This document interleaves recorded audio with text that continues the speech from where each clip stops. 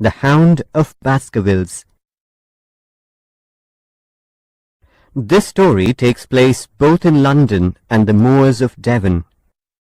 Dr. Mortimer requests Sherlock Holmes to investigate the mysterious death of his friend, Sir Charles Baskerville. The local people think that his death is connected with the 200-year-old family curse, a monstrous demon dog roaming the moors and seeking revenge against the Baskervilles. Dr. Mortimer is afraid that Sir Henry, the nearest relative of Sir Charles, who is returning home now, might be in danger. Holmes sends Watson to Baskerville Hall, where he meets people who could be possible suspects. There is Barrymore and his wife, and the archaeologist Stapleton and his sister Beryl Stapleton. Holmes, meanwhile, has secretly arrived at Devonshire and is investigating the case. He finds an important missing link in a photograph that shows a striking resemblance between Sir Hugo Baskerville and Stapleton, which means that he is actually a Baskerville, and, with Sir Henry dead, he will be the sole inheritor of the Baskerville fortune. He has a motive for murder. But they will have to catch Stapleton red-handed to prove his crime, and more importantly, save Sir Henry before it is too late. How will they do it? We picked up Lestrade at the railway station and arrived at Baskerville Hall. Paying off the carriage, we walked across the moor and reached the path leading to Merrypit House. A cold wind blew across the dark, empty spaces on either side. "My God, it doesn't seem a very cheerful place," said Lestrade. We moved silently and carefully until Holmes stopped us about 200 yards from the house. "This will do," he said. "We can hide behind these rocks on the right. Watson, you know the place. Creep forward quietly and see what they are doing." I tiptoed down the path till I could look through the window. Sir Henry and Stapleton were sitting at the round table with coffee and wine in front of them. Stapleton was talking in a lively manner, but Sir Henry looked pale.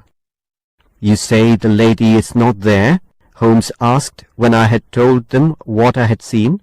"Yes, and there is no light in any other room either."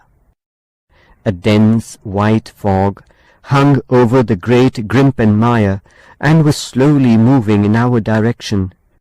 Holmes turned his face towards it.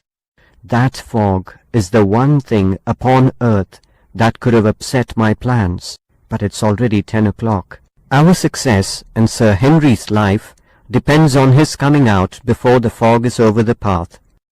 As the fog came curling around the house, Holmes dropped on his knees and put his ear to the ground. "He is coming," he said. Steps sounded. Soon we saw Dr. Henry hurrying through the fog.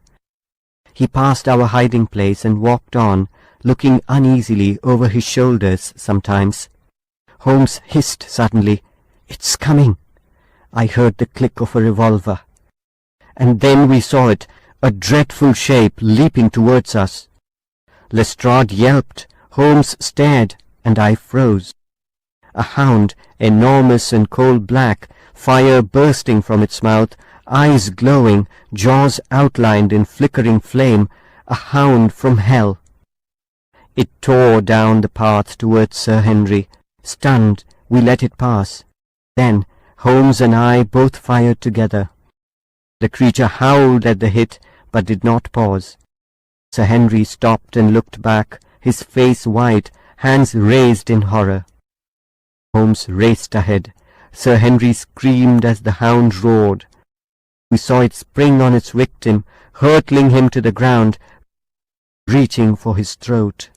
But the next instant Holmes had emptied his revolver into the creature. Roaring in agony, it rolled upon its back and fell limp on its side. Sir Henry lay in a faint. We loosened his collar, and his eyes fluttered open. "My God!" he whispered. "What was it?" "It's dead," said Holmes. "We have laid the family ghost to rest forever."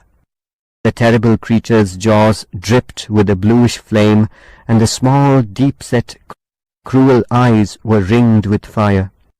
I touched its jaws, and as I held up my own fingers, they gleamed in the darkness.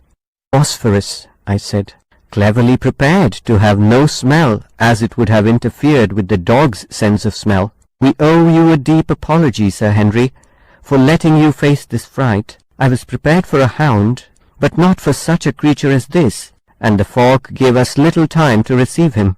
"You saved my life." A pale Sir Henry staggered to his feet. Holmes said he would wait while one of us went to the hall. He seated a shivering Sir Henry in the shelter of a rock, while we walked towards Merripit House. We found Beryl, who was actually Mrs. Stapleton, bound and gagged in an upstairs room.